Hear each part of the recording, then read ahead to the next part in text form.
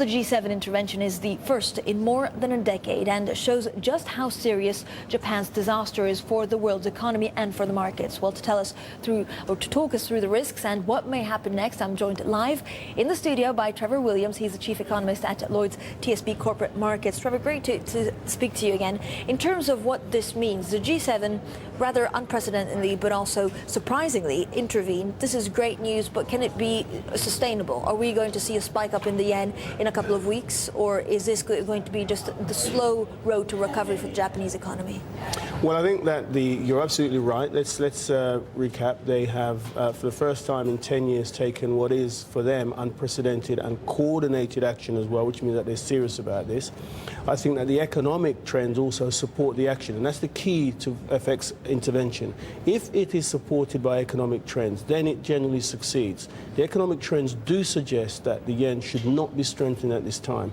In the short run, maybe, possibly, as a result of some funds being repatriated, but certainly not at any point a medium-term trend should set in. So I think that it will work.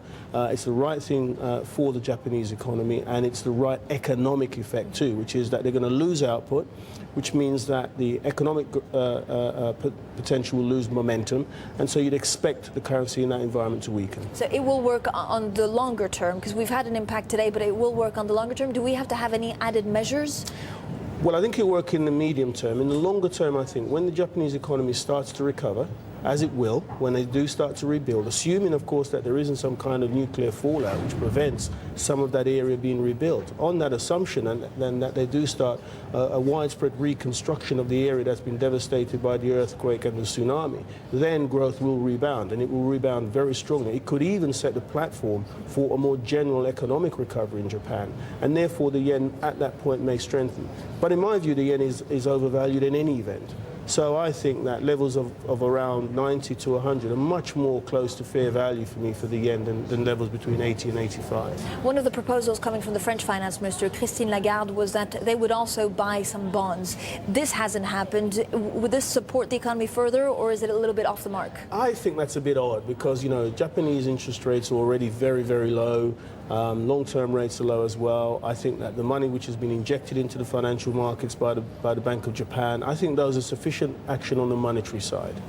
Trevor, I also wanted to talk to you about the price of oil, because we've seen a spike up again around $103. Of course, there's still unrest in Libya. We now have this UN resolution, but are things going to get messier, and what does it mean for world inflation?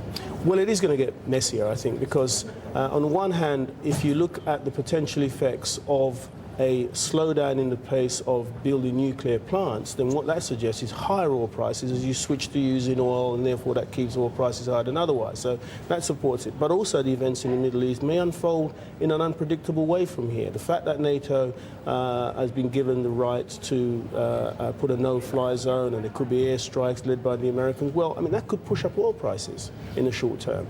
So is that your biggest concern? Well, in terms of a global economic effect, you have to say it is, because if anything affected the Saudi oil fields, then we're looking at levels of oil prices of substantially higher than we're seeing at the moment. Yeah, we certainly would be. Trevor, thank you so much. Trevor Williams.